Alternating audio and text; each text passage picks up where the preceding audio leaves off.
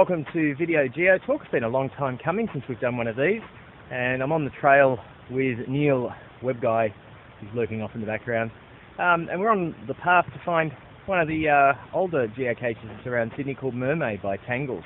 Classic old cache, a bit over 10 years old, hidden in 2001, and we've just been walking along the Bargo River, which is babbling away quite nicely after all the rain that we've had over the last couple of months. The video is being filmed on a Magellan eXplorist 610, so the picture quality isn't great, but given that it's a GPS unit that we're using, I figure it's not too bad. So we're giving it a bit of a trial, and we might mention a little bit about it along the trip. Hope you enjoy the walk.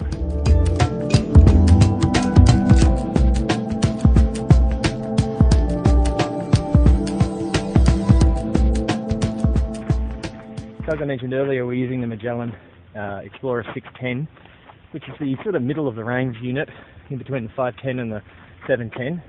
Of course, there is the baby GC unit. It's not bad GPS, it's a little bit heavy. It compares with the Garmin Oregon in about size and weight.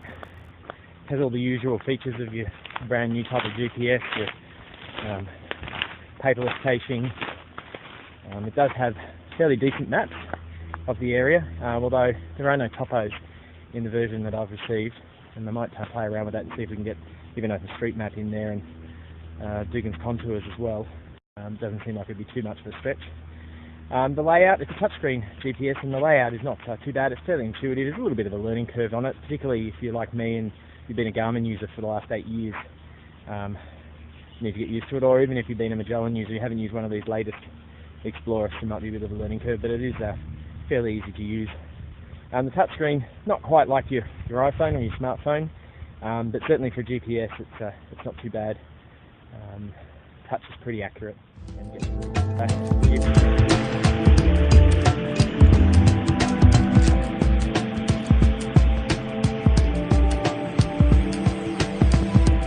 Magnificent.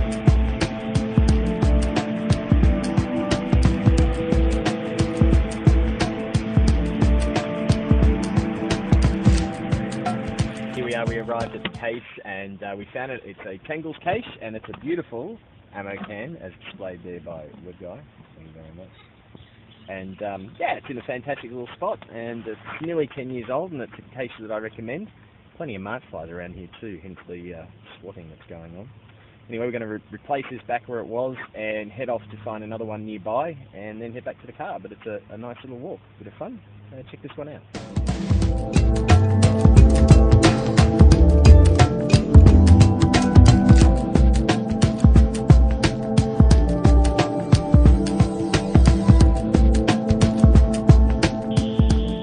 Well, we just found our second cache that we were looking for, Magellan and Beyond by Lime Sugar Link, one of the more recent players and a local, I think, from down this way.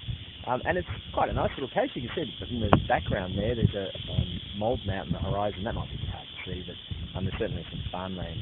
And I'll point out, this is one damn tricky cache to find. It was very well camoed. I had it searching for a little bit.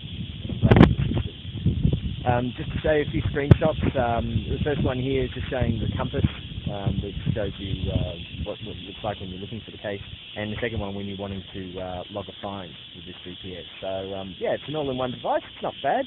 As I said, a bit of a learning curve, particularly if you're new to Magellan or new to the eXplorist range, but also quite a bit of fun and quite a handy unit. Worth it.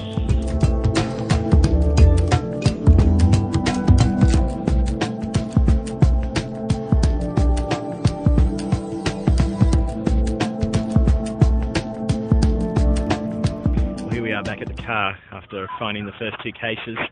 We're parked near a bit of a waterhole, some local youth having a bit of a swim there, and yeah, it was quite a rewarding walk. We certainly enjoyed those two caches.